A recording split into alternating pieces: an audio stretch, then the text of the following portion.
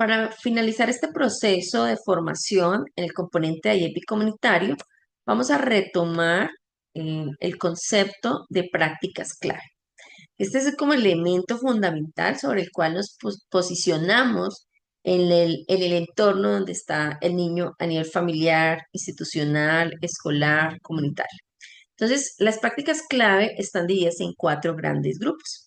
Estas prácticas, vamos a revisar por cada uno de estos grupos cuáles son aquellas que están priorizadas. Pero aquí es importante recordar algo. Mm, Mundialmente, porque esta es una estrategia desarrollada a nivel internacional, hay unos eventos que se asocian con la necesidad de potencializarlos para impactar en la morbilidad y en la mortalidad de la primera infancia y de la etapa de la gestación. Sin embargo, la invitación es a que dentro del proceso de planificación, de análisis de la situación de salud, de aquellas problemáticas que afectan a este grupo poblacional, se puedan analizar cuáles aplican a mi territorio o cuáles debo incluir por las particularidades de mi población, ¿sí? Entonces, estas son 18 prácticas claves de referencia. Entonces, vamos a revisarlas. El primer grupo da respuesta a crecimiento físico y desarrollo mental. Está relacionado con la práctica de la lactancia materna exclusiva, la alimentación complementaria, el suministro de micronutrientes y el desarrollo mental y social del niño.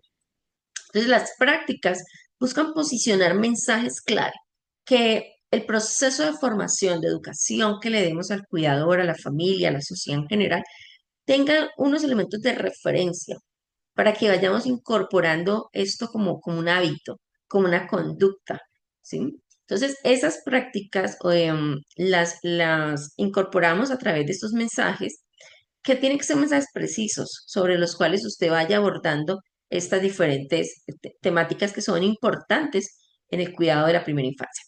Entonces, una de ellas tiene que ver con el tiempo em, que, que se debe acortar lo más que se pueda en términos del momento del nacimiento y el inicio de la lactancia, ¿cierto?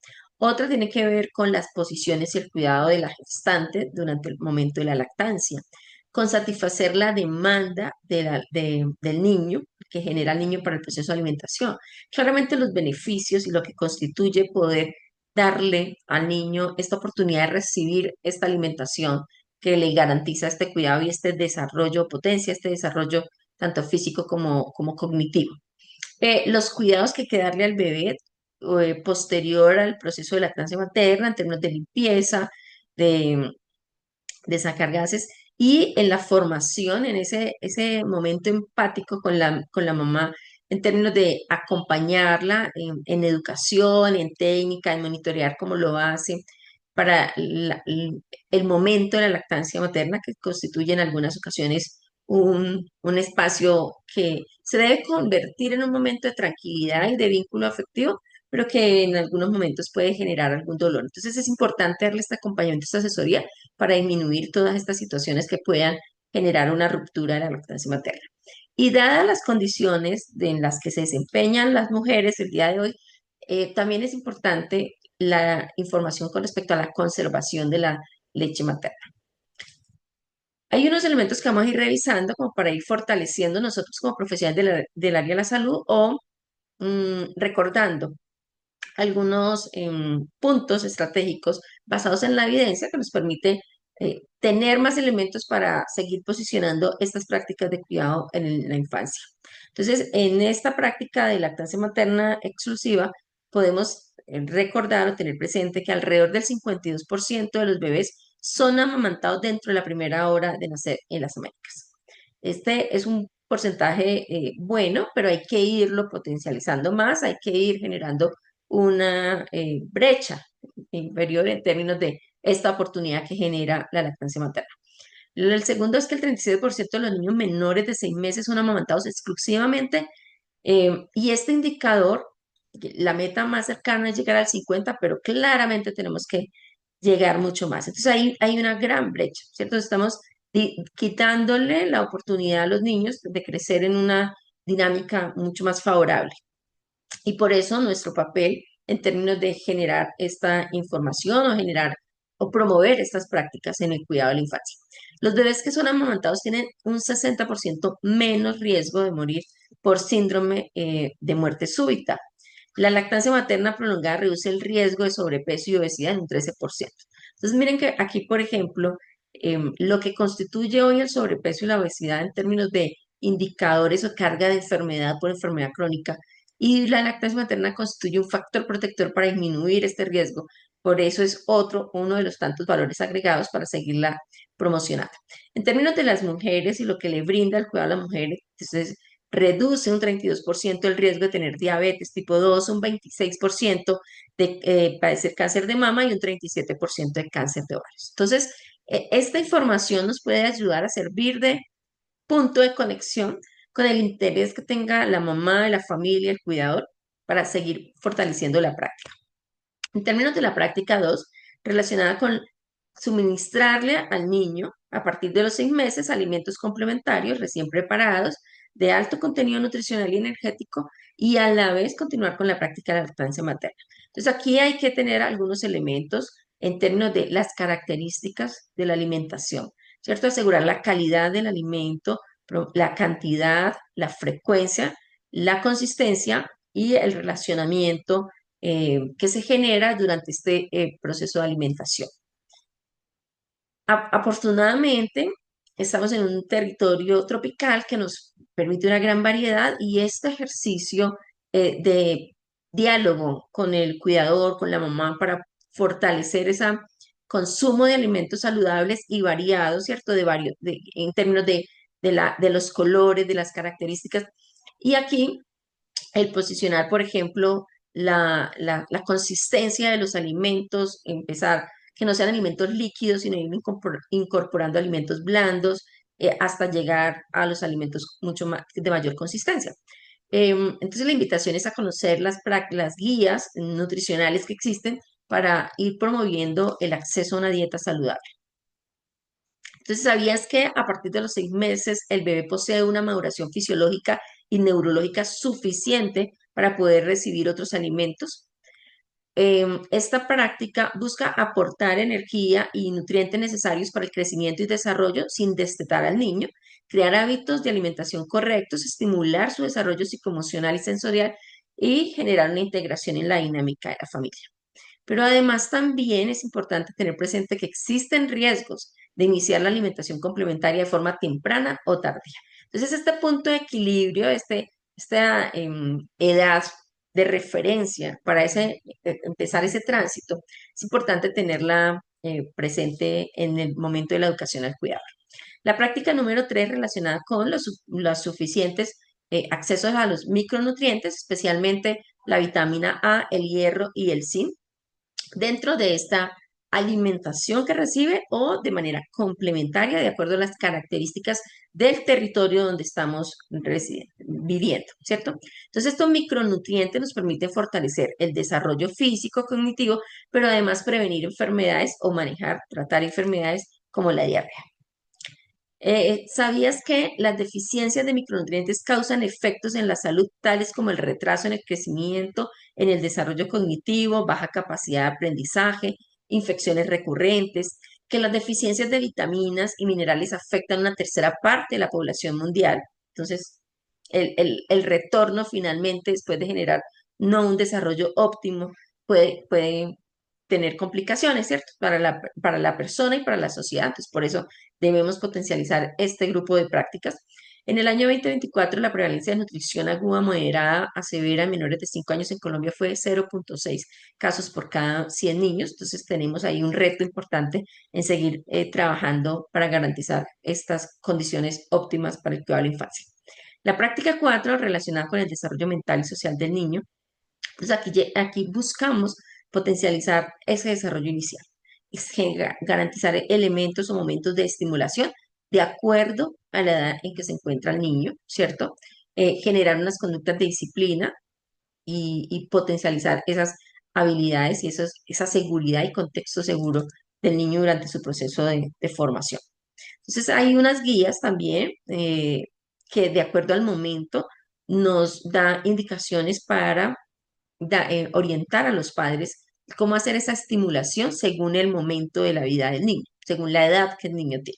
Entonces aquí también podemos fortalecer esta interacción, este acercamiento y sobre todo promover el cuidado que se debe garantizar, ¿cierto? Lo que genera finalmente esta interacción entre la familia y el niño y que finalmente lo vamos uniendo a una alimentación óptima, más una estimulación, más un desarrollo cognitivo desde lo biológico y desde el estímulo que generemos, pues vamos potencializando la capacidad que va desarrollando este niño. Y que recuerden que al finalizar este proceso, eso tiene un retorno que en términos económicos también genera una productividad para la persona que va teniendo mejores resultados y para la sociedad. Entonces, en esta práctica 4, ¿sabías que el desarrollo infantil es influenciado por factores tanto internos como externos, siendo el estatus socioeconómico un factor externo clave que afecta a la salud y las futuras oportunidades? El desarrollo infantil es un proceso dinámico y multidimensional que abarca el crecimiento físico, la maduración biológica, la adquisición de habilidades cognitivas, socioemocionales, la formación de la identidad de las personas durante ese primer momento de vida. Y los adultos, hay estudios que muestran que los adultos que fueron amamantados cuando niños tienen 3,4 puntos más en los indicadores de desarrollo cognitivo. Entonces, ¿cómo vamos integrando toda esta atención y este cuidado integral para potencializar este desarrollo? En el grupo de las prácticas relacionadas con la prevención de las enfermedades, entonces vamos a tener componentes relacionados con la vacunación, con la prevención de enfermedades transmisibles, con el cuidado de la salud bucal y las prácticas de higiene. Entonces, la práctica número 5, donde se promueve la vacunación, posicionamos diferentes mensajes. Entonces, el mensaje vital es o el primero es cumplir con el cronograma o con las fechas estipuladas para recibir las vacunas según el esquema regular.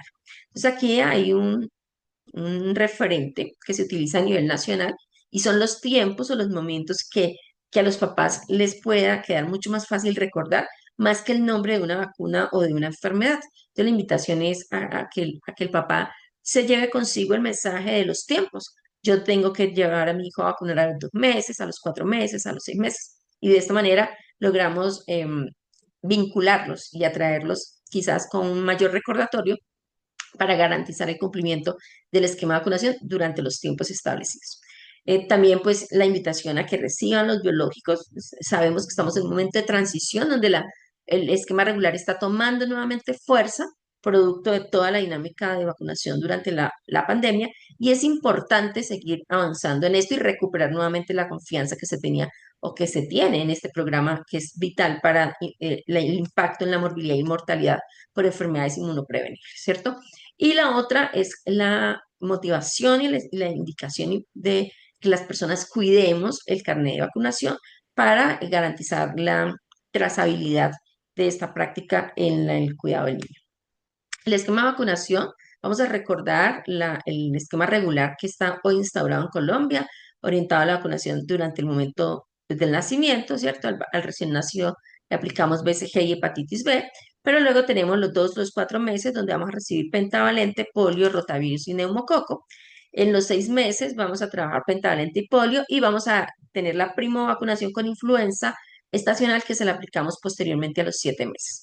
Entonces, estos grupos de edad constituyen un punto de referencia para el monitoreo de las coberturas de vacunación en la población menor de un año. Por eso es súper importante tratar de garantizar lo mayor posible la captación de las personas de acuerdo al momento, de acuerdo a estas fechas que se han instaurado. Posteriormente, otro escenario así clave son los 12 meses. Entonces, en los 12 meses vamos a aplicar triple viral, varicela, neumococo y hepatitis A. Y este constituye otra edad de monitoreo de coberturas de vacunación, que es como un punto de referencia sobre el cual se monitorea el avance en el esquema de vacunación. Entonces, este niño cómo va creciendo y aquí completa este nuevo ciclo de biológicos. Y posteriormente a los 18 meses tenemos dosis de refuerzo y la dosis de fiebre amarilla. A los 5 años aplicamos refuerzos de EPT, polio y varicela. Y este es quizás no es el momento final porque el esquema de vacunación continúa, pero es un punto de referencia en el que los niños van transitando durante estos primeros 5 años de vida y uno va viendo cómo la cobertura de vacunación va disminuyendo. Entonces lo que hay que hacer es enganchar al papá, a los cuidadores, a la mamá, para poder mantener la dinámica de vacunación y la protección del biológico en los niños.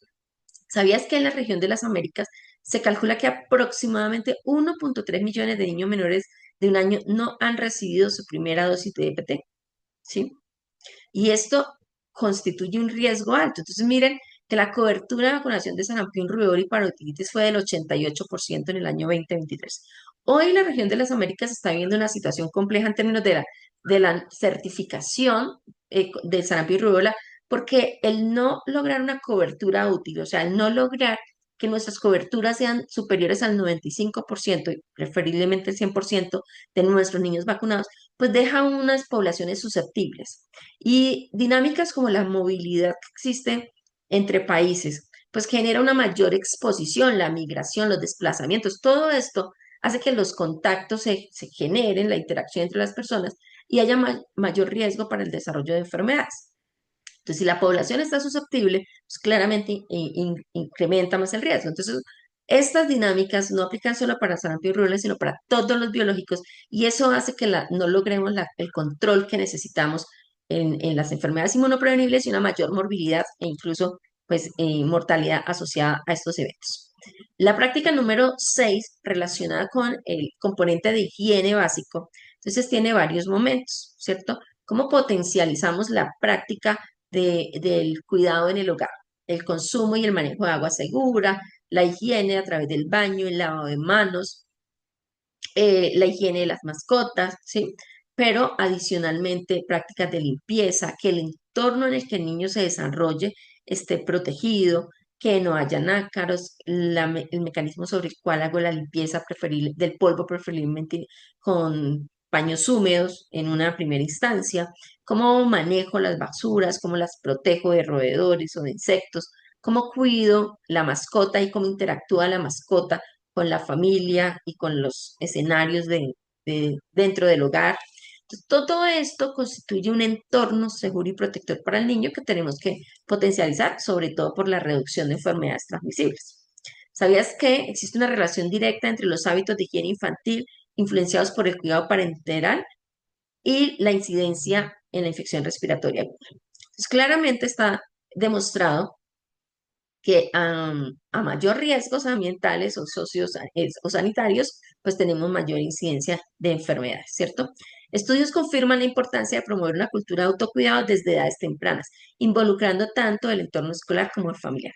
Y aquí también es importante recordar que en la medida que nosotros iniciemos más temprano la educación para generar medidas de protección o prácticas de cuidado, pues se va constituyendo esto en un hábito. Entonces, entre más pronto iniciamos este fortalecimiento sobre el niño, se va construyendo un hábito para protegerse a él, a sí mismo en la medida en que va creciendo, pero también para adoptar y proteger a las personas que los rodean.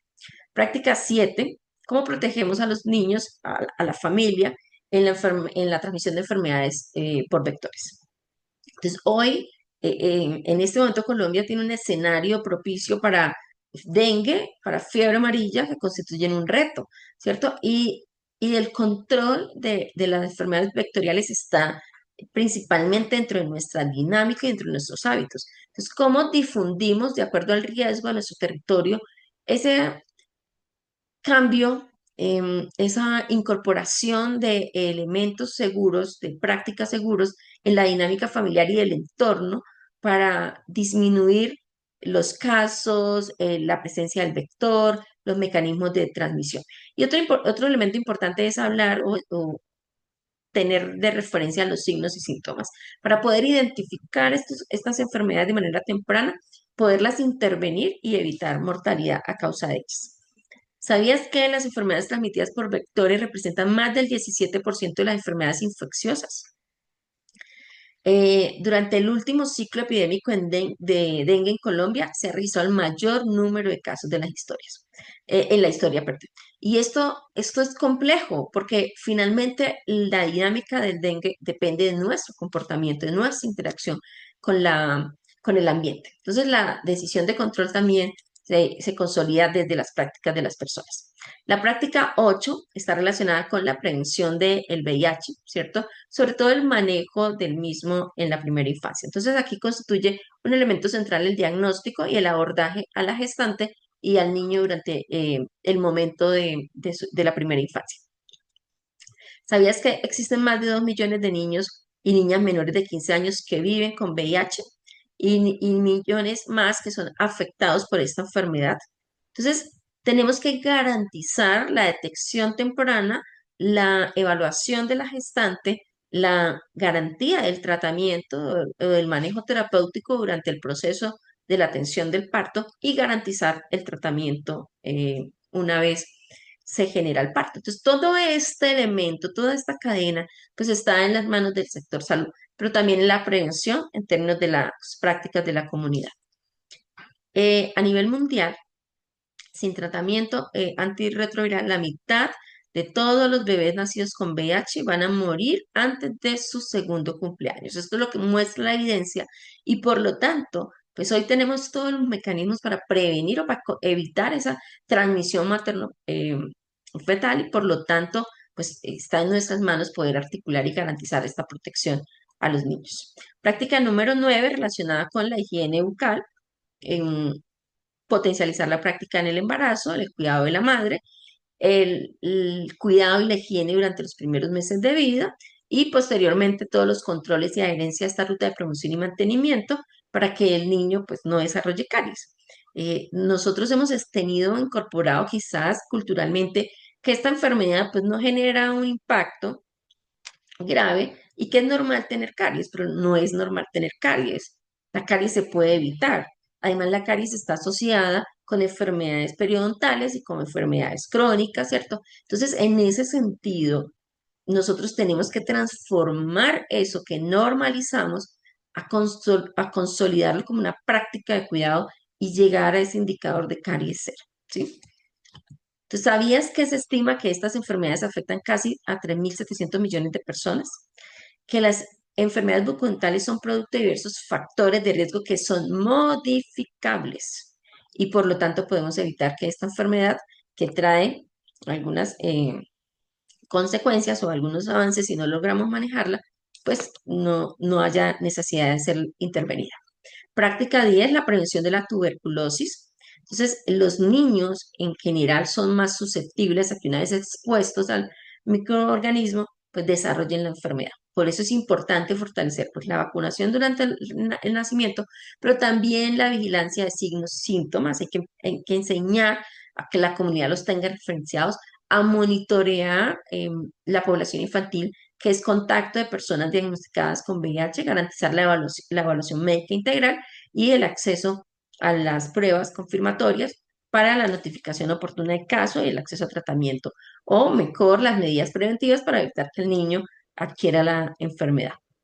Los efectos de la tuberculosis en niños, niños y adolescentes abarcan están relacionados con el empobrecimiento, el estigma, la separación familiar, hasta repercusiones en la nutrición y pérdida de oportunidades educativas. Entonces tenemos que tratar de fortalecer todas las medidas para evitar que esta enfermedad pues siga afectando a la población infantil. En el grupo de prácticas de cuidado apropiados en el hogar, entonces tenemos los cuidados que se le dan a un niño enfermo, la adherencia al tratamiento, el evitar algún tipo de violencia, maltrato, sino garantizar un entorno seguro, prevención de accidentes y la participación del hombre en el cuidado del hogar. Entonces, la práctica 11, relacionada con los cuidados de un niño enfermo, aquí vamos a trabajar sobre todo ese componente de la alimentación, ¿sí? ¿Cómo logramos incorporar, por ejemplo, dos comidas más entre las intermedias a las comidas centrales para hacer esa recuperación del niño? ¿Cómo prolongamos este ejercicio de comida extra durante 2 semanas para que el niño se recupere más? ¿Cómo mantengo la práctica de la lactancia materna y el mayor consumo de líquidos durante su proceso de recuperación? ¿Sabías que las enfermedades diarreicas son la tercera causa de muerte de niños de 1 a 59 meses de edad? Seguramente sí lo sabían, pero también sabemos que se pueden evitar y se pueden evitar con la suma de todas estas prácticas que estamos realizando. Entonces, La diarrea, por ejemplo, está asociada a la desnutrición crónica, ¿cierto? A la talla baja. Y todo esto se puede evitar con un entorno protector, con un entorno seguro para los niños. ¿Cómo manejamos o cómo garantizamos que el niño reciba el tratamiento adecuado en la casa? ¿Sí? Entonces, ¿cómo le enseñamos a los padres o cuidadores a identificar signos de emergencia, al manejo de la diarrea, de la infección respiratoria aguda, de la fiebre en el ámbito de la casa?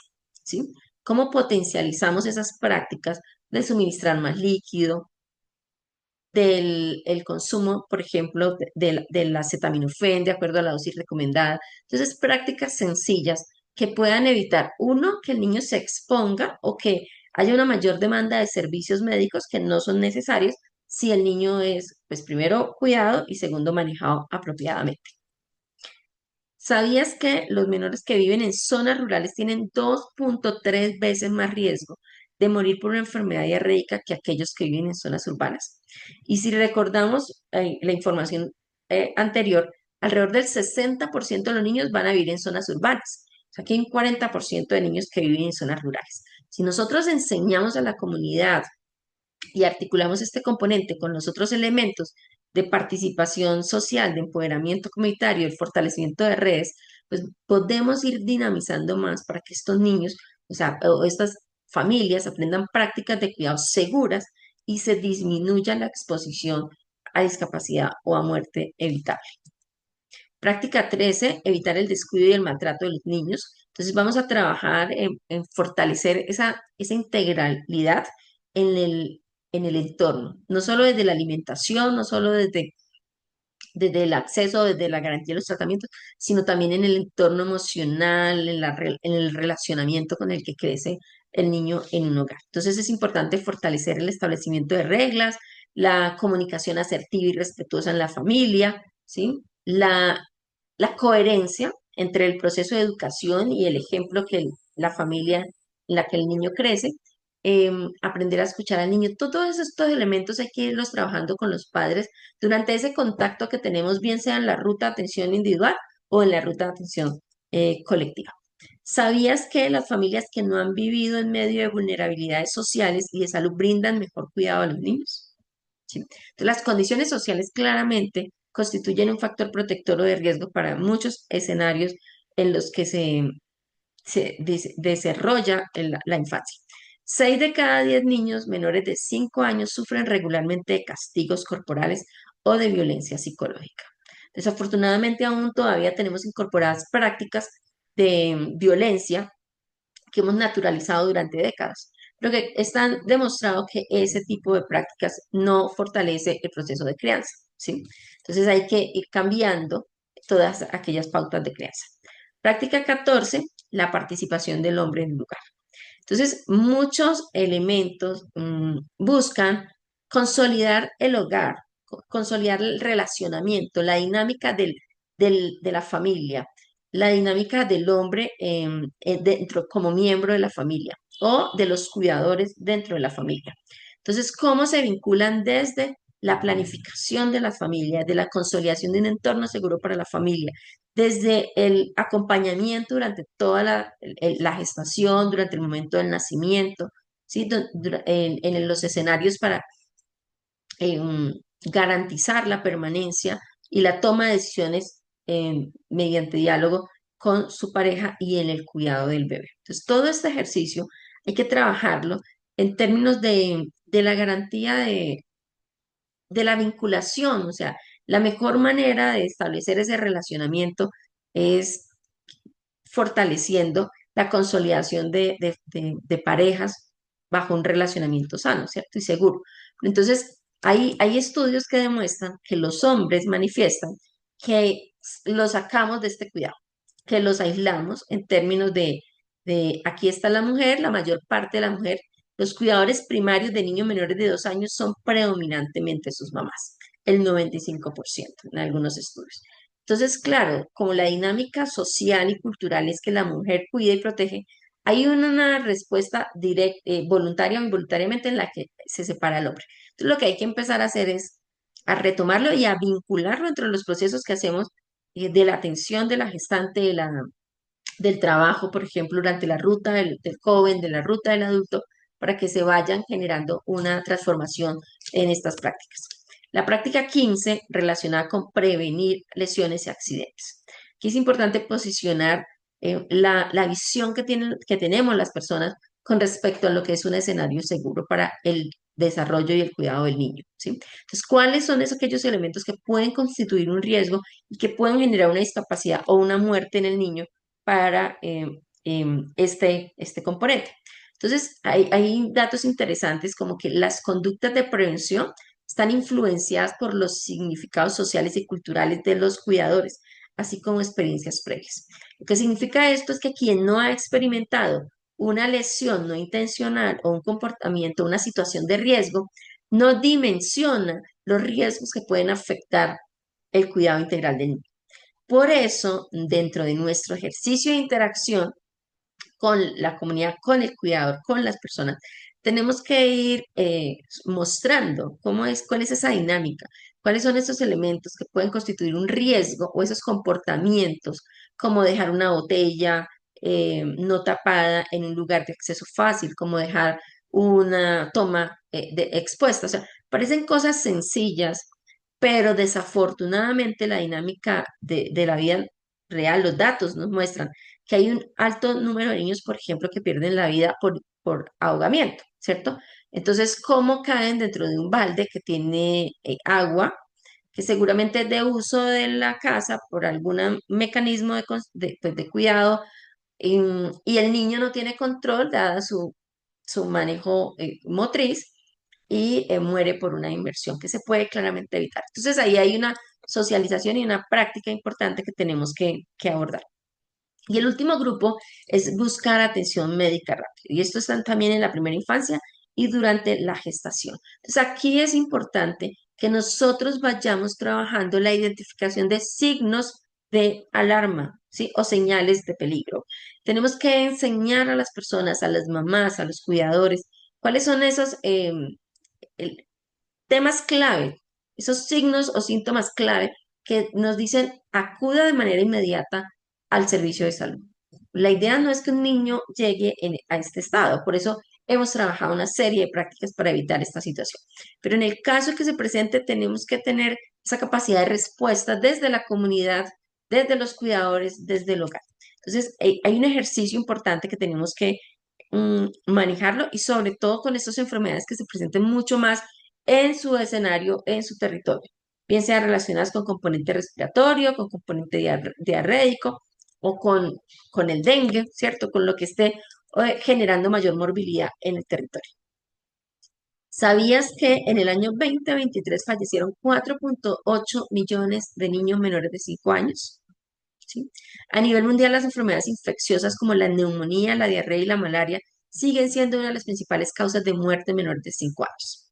Entonces, aunque parezca mm, algo no real, pues desafortunadamente hoy la dinámica todavía nos muestra las enfermedades transmisibles, las enfermedades que se pueden evitar como indicadores de impacto.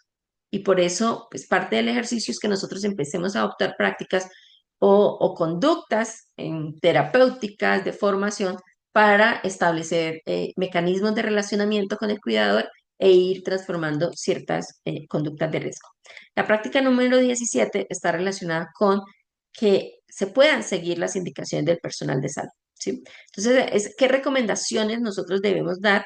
¿Qué retroalimentación debemos esperar de las personas que estamos atendiendo? ¿Y qué seguimiento podemos realizar para garantizar que ese proceso terapéutico se lleve en las mejores condiciones?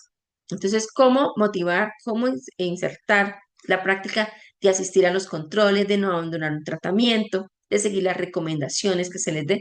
Y aquí juega un papel importante en la articulación que hagamos con los actores sociales, con los actores comunitarios o con el equipo de atención primaria en salud que está en el nodo de los entornos. O sea, este equipo funcional, este nodo funcional, como está presente en ese entorno donde transcurre la vida del niño, pueda a- hacer parte del seguimiento o del monitoreo de este esquema de referencia y contrarreferencia entre el primer nivel de atención y el cuidado en el lugar. Puede ser talento humano en salud o puede ser líderes o redes comunitarias de acuerdo a la dinámica que se haya consolidado en la ciudad o en el municipio.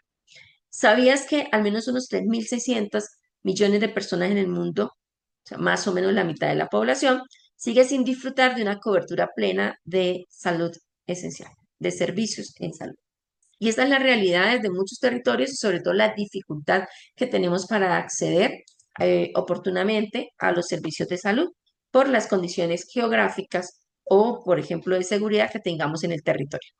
La práctica número 18 relacionada con el control prenatal, con la atención en salud, con el apoyo familiar y comunitario a la gestación, pues busca fortalecer o promover la asistencia a los controles prenatales, el mantenimiento en este ejercicio de monitoreo durante el control prenatal, el vínculo del hombre a este proceso de cuidado, relacionamiento de su pareja, no solamente el hombre, sino la pareja, los cuidadores, para garantizar un acompañamiento y un mayor entorno seguro al desarrollo de la gestación, fortalecer el vínculo entre la comunidad y la institución de salud, garantizar una adecuada clasificación del riesgo del embarazo para establecer un proceso terapéutico. Entonces hay que garantizar que esta gestante, que esta familia se adhiera a este manejo terapéutico para evitar las complicaciones. Y es importante fortalecer la educación en signos y síntomas de alarma, con el propósito de que la gestante pueda tener la capacidad o la familia con la que está o los cuidadores de identificar de manera oportuna cualquier signo o señal de alarma y pueda asistir oportunamente al servicio de salud. Aquí hay un reto todavía importante en el impacto de la morbilidad materna extrema, en la disminución de la mortalidad materna y en la mortalidad eh, infantil en el momento neonatal o prenatal. ¿Sabías que cada día en el 2023 murieron en todo el mundo unas 712 mujeres por complicaciones relacionadas con el parto? Que hoy Colombia todavía tiene territorios donde hay mortalidad materna, que la mortalidad materna y la mortalidad infantil constituyen uno de los indicadores de calidad de vida de un territorio. Entonces, ahí tenemos unos retos supremamente importantes que finalmente debemos trabajar desde las competencias territoriales, desde los prestadores de servicios de salud, desde los aseguradores, para garantizar una atención integral en salud. Entonces, la invitación es a fortalecer la estrategia IEPI a nivel institucional desde nuestros procesos de atención médica, pero a nivel comunitario para vincular a los actores sociales y a la comunidad en este ejercicio de empoderamiento. Entonces, ¿cómo articulamos todas las acciones de la prestación de servicio individual, las intervenciones colectivas con el desarrollo de la estrategia IEPI? Recordemos que la dinámica es poder hacer una priorización de las situaciones de salud en el territorio, cuáles son aquellas prácticas que realmente se requieren dada ese diagnóstico y esa participación, trabajar sobre esas prácticas no necesariamente se requieren abordar las 18 y de hecho se pueden incorporar otras de acuerdo a las características que se identifiquen en el territorio, consolidar la red comunitaria, hacer un ejercicio de entrenamiento de capacitación y articular este sistema de salud o las redes de salud en el territorio con la participación social y comunitaria. Entonces, para finalizar, recordar que la atención primaria en salud es la red de servicios de salud que arranca desde la promoción de la salud, prevención, diagnóstico, tratamiento, rehabilitación y paliación. Necesitamos que todo esto se engrane y que en el ejercicio de este engranaje se puedan materializar estrategias diferentes, que en este caso pues estamos promocionando o promoviendo el cuidado integral en la primera infancia. Muchísimas gracias y muchos éxitos en el proceso de formación.